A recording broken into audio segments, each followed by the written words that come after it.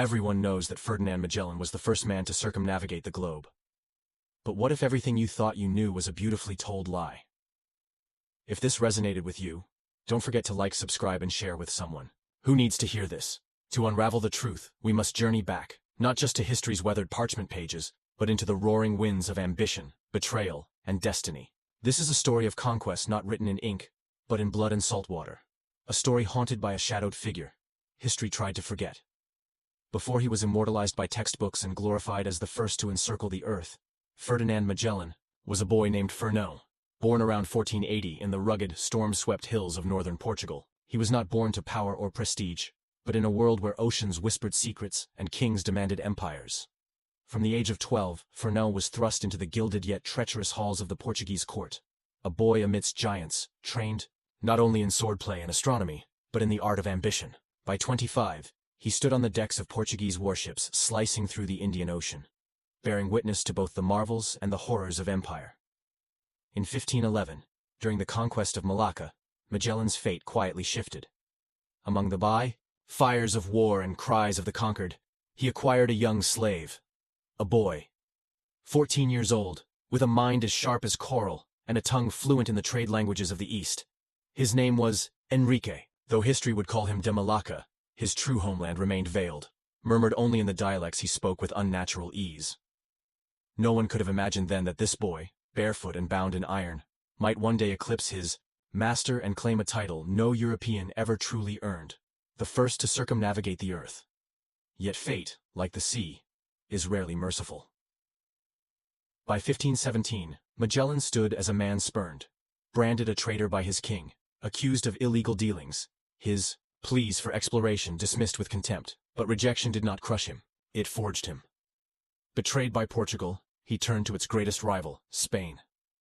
There, in the glittering courts of Seville, he unfolded a plan so daring it left even the ambitious King Charles breathless.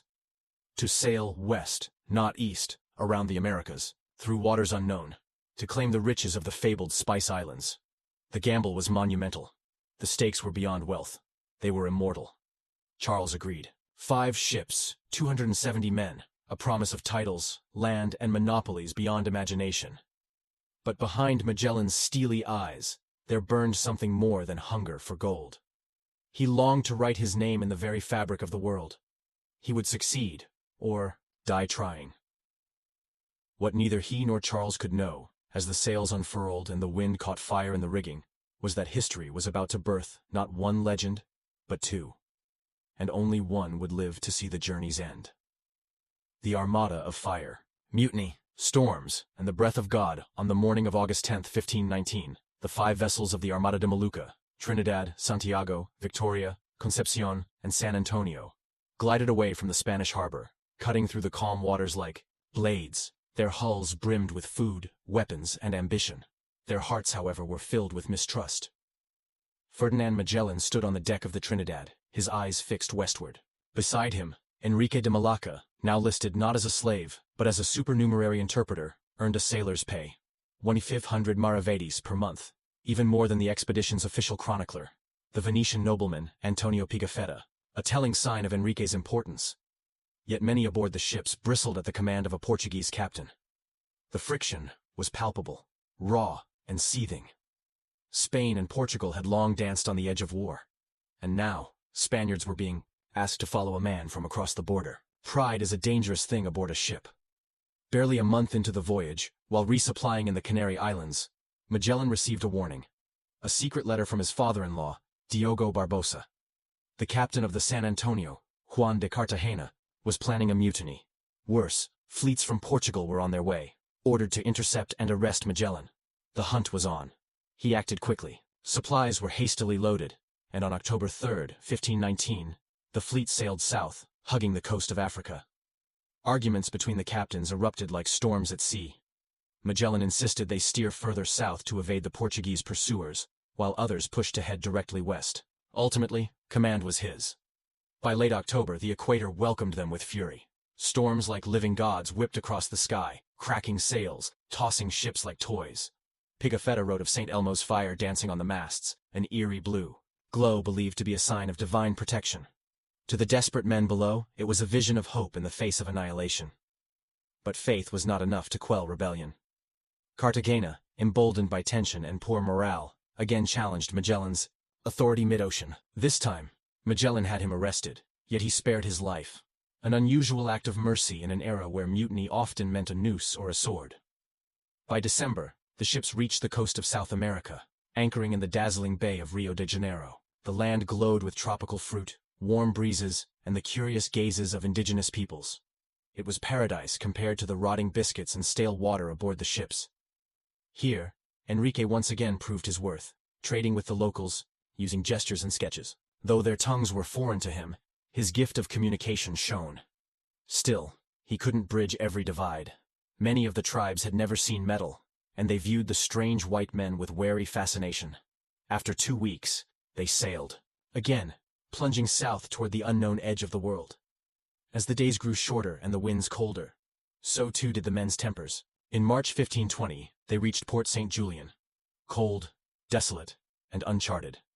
Winter wrapped the ships in its bitter arms. There would be no sailing forward, not until the storms of the southern hemisphere released their grip. So they waited. And, in the stillness of frost and frustration, the second mutiny bloomed. It began on Easter, the day of resurrection. Instead of salvation, it brought blood. Spanish captains, their faces painted in charcoal to mask their identities, stormed the San Antonio. A loyal sailor, Juan de Elorriaga, tried to sound the alarm, but was butchered in the dark. Soon, 3 of the 5 ships fell under rebel control. The Trinidad and Santiago remained loyal, but isolated. Cannons roared. The sea echoed with treason. Magellan, calm as ever, waited. Then, he counterattacked with precision. Disguised as mutineers, his men boarded the enemy ships. One captain was stabbed in the neck, another captured. The Victoria was retaken. By April 7th, the mutiny had been crushed. Gaspar de Quesada was beheaded. His corpse, along with Mendoza's, hung in chains as a warning to others. Cartagena, ringleader and traitor, was marooned alone on a freezing island, left to rot with nothing but his regret. But mutiny had not been the greatest enemy. Winter was, and soon, it would claim its own share of lives. The passage of ghosts, into the unknown. Beyond the world, the southern winter crept in with frozen breath and bone-deep silence. For 5 months, the fleet remained trapped in the glacial grasp of Port St. Julian. Winds howled like wolves through the rigging. Ice clung to the decks. The men were stranded, weary, and fractured. Yet amidst this bleakness, a new hope flickered. Magellan, undeterred by mutiny or winter's wrath, was convinced that a passage existed, a hidden strait that would grant them entry to the Western Sea, and with it, to destiny. In May of 1520, Juan Serrano took Santiago southward to scout ahead. It was a fateful decision. On May 22nd, a brutal storm struck. Santiago was slammed against a sandbar and shattered. The men barely escaped with their lives, trudging through freezing wilderness for 11 days to alert the fleet. Magellan, remarkably, didn't retreat. Instead, he acted with clarity. He rescued the castaways and moved the remaining ships to the Santa Cruz River, a place the survivors described as rich in fish, wood, and fresh water. By late August, the worst of the winter passed, and the expedition resumed its journey. Then, on October 18th, they reached the 52nd parallel south, Cape Virgins, a place of gales and sharp rocks, where nature fought with claws unseen. A storm broke across the horizon. Ships scattered. Concepcion and San Antonio were pushed deep into a mysterious inlet. When the storm cleared and the ships regrouped, the captains relayed what they'd seen. A vast, winding channel, not a river, salt water. The current flowed not inland, but westward. Could it be? Could this finally be the way through? Magellan named the channel Estrecho de Todos los Santos, All Saints' Channel. They pressed forward into its serpentine depths. Jagged cliffs loomed like giants over the narrow passage. Snow-capped peaks glistened with menace. The wind screamed through the channel like a warning from the gods. And still, they sailed. Then came betrayal. San Antonio, the ship that once hosted Cartagena, slipped away in the night. It would later be discovered that the crew, disillusioned and homesick, had turned traitor. They abandoned the mission and sailed back to Spain. Magellan, now down to 3 ships, sailed on. For weeks they navigated the treacherous strait, splitting the fleet to scout divergent paths. At one point, the Victoria, Concepcion, and Trinidad rendezvoused on the far side of an island, San Antonio gone without a trace. And then, on November 28, 1520, the ocean widened before them. The water stilled. The sky stretched in calm, boundless blue. They had reached it. The other side of the world. The Mar Pacifico, Magellan named it, the Pacific Ocean. Tears filled the eyes of hardened sailors.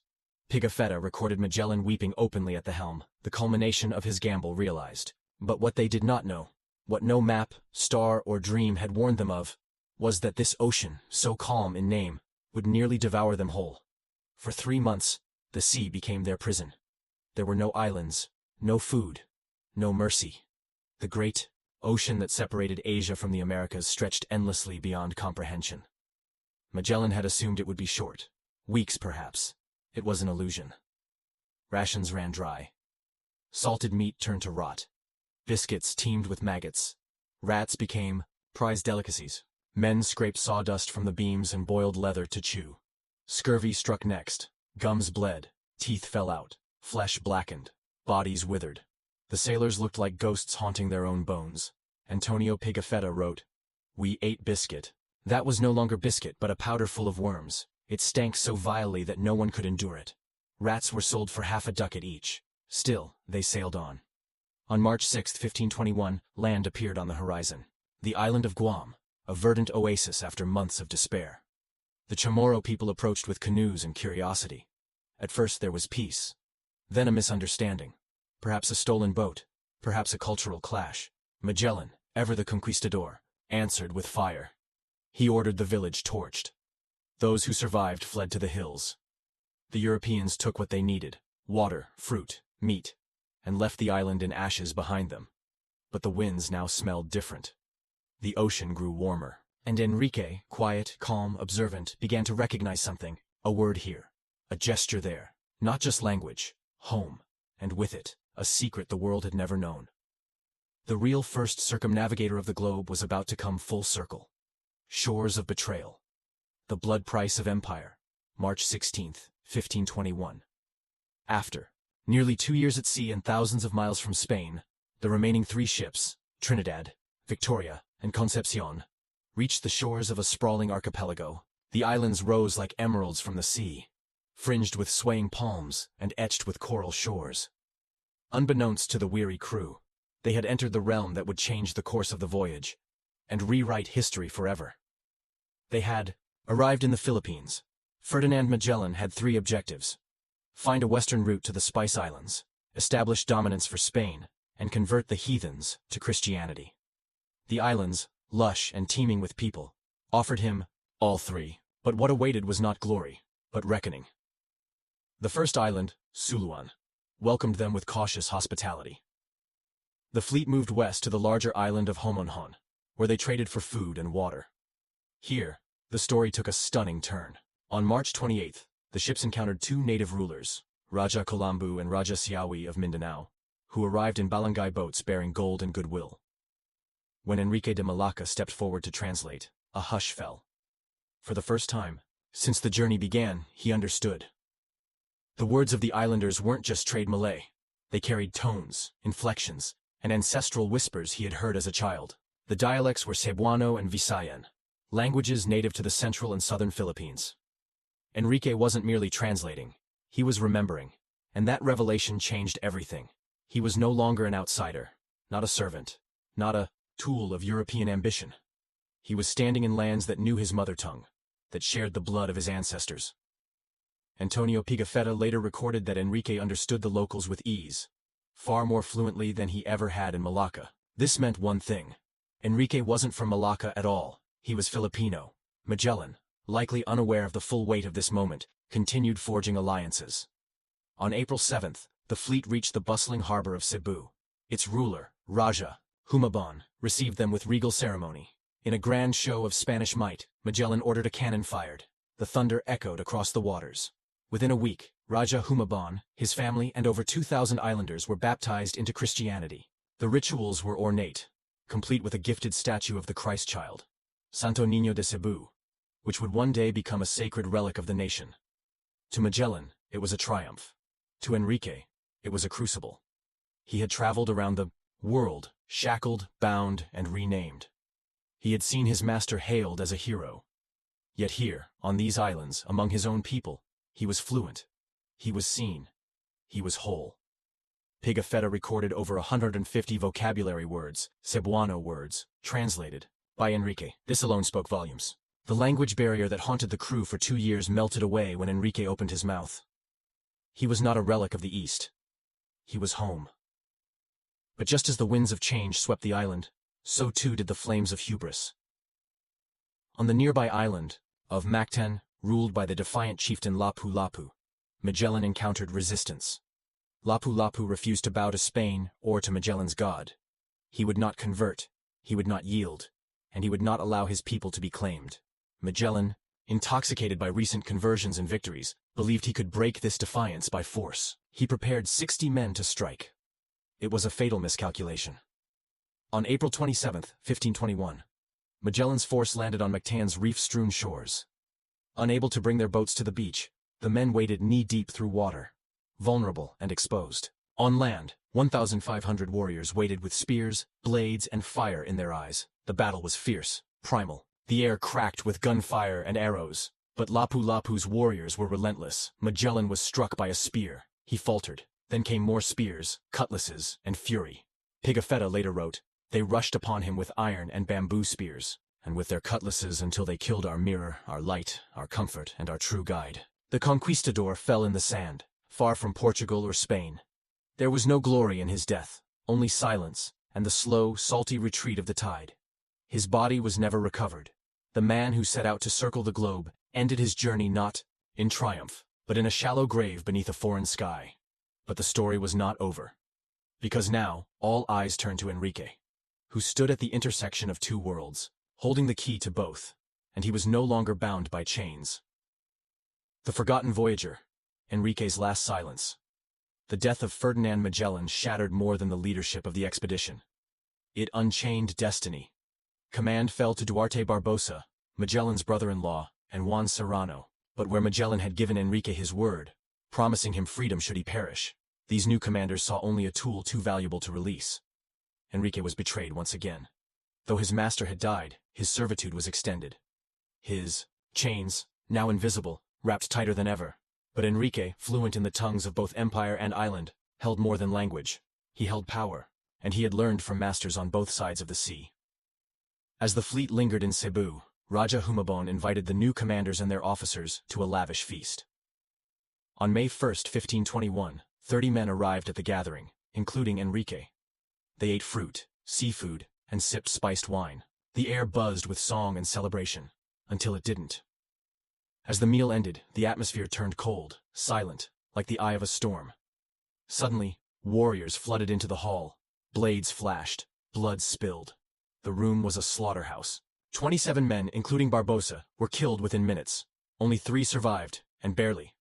Juan Serrano, bloodied and bound, was dragged to the coast and placed on his knees. Across the water, the Spanish ships floated. He screamed, pleading for ransom, but no one came. The captains on board, paranoid and shaken, raised anchor and abandoned the shore. Serrano was left to die. And Enrique? Enrique vanished into the folds of the island's jungles and never returned. There are no records, no letters, no final testimonies. But in his silence, a revelation thundered through the fabric of history. The massacre was likely no accident. It was orchestrated. It had precision, timing, and motive. The Europeans never truly knew what Enrique was saying to the Cebuanos. They only assumed his loyalty. But after being denied his freedom, among a people who spoke his language, Enrique had every reason and every means to make himself whole again. It is believed Enrique helped Humabon plan the ambush. Not out of cruelty, but as a final, desperate act of reclamation. He had been stolen as a child, forced into servitude, used by kings and emperors.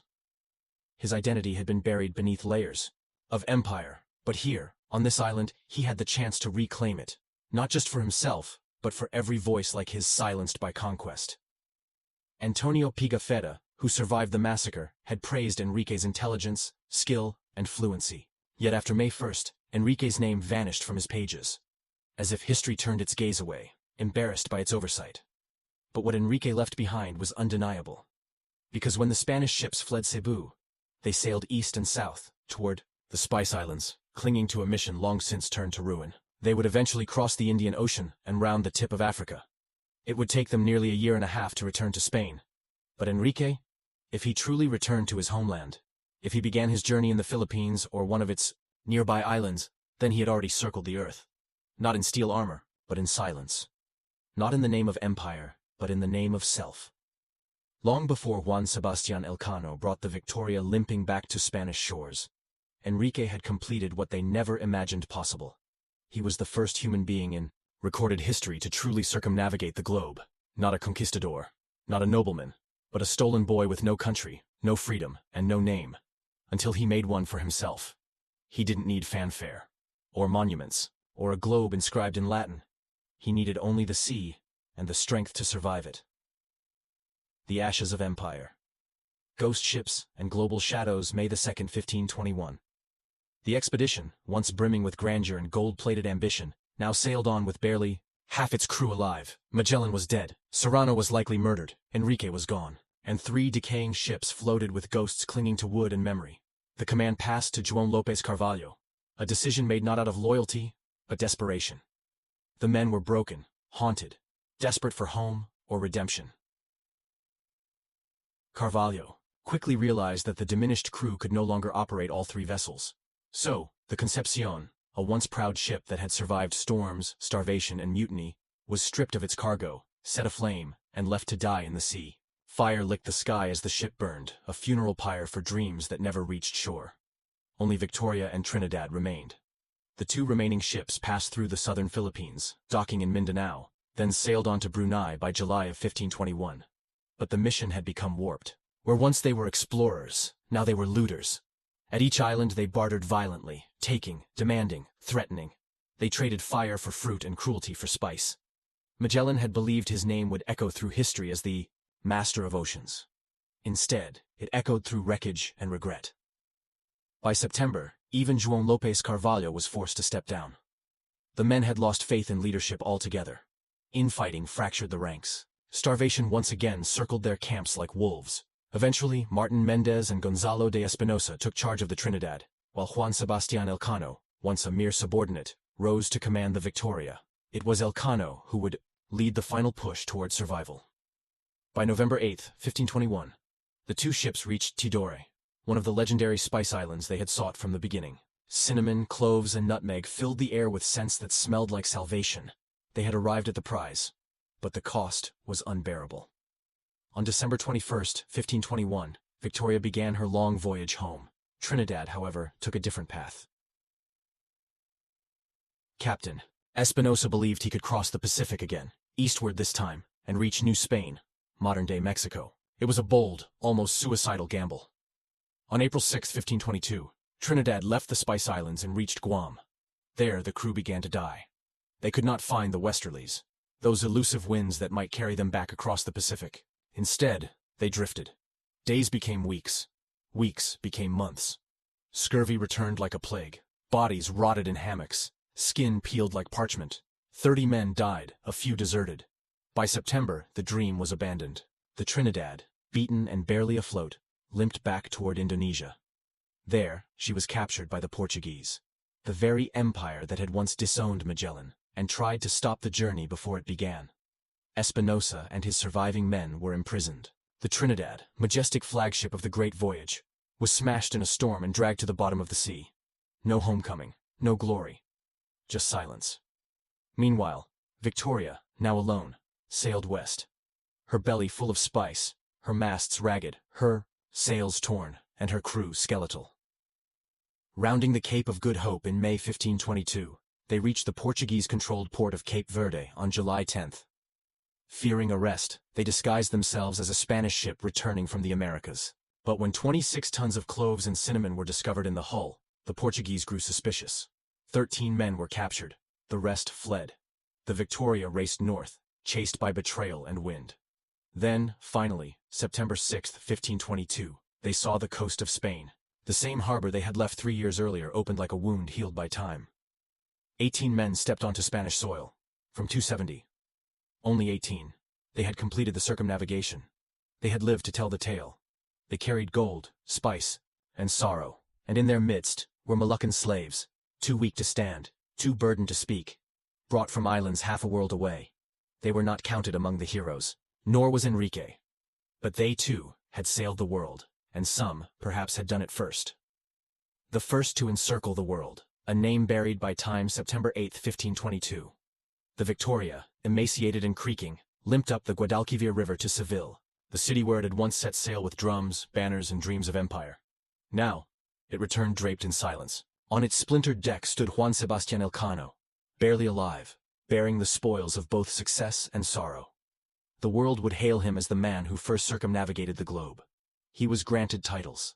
He met Emperor Charles of Spain and was handed a globe inscribed with the words, Primus circumdedisti me. You were the first to encircle me. It was a lie. It was a beautiful, convenient lie.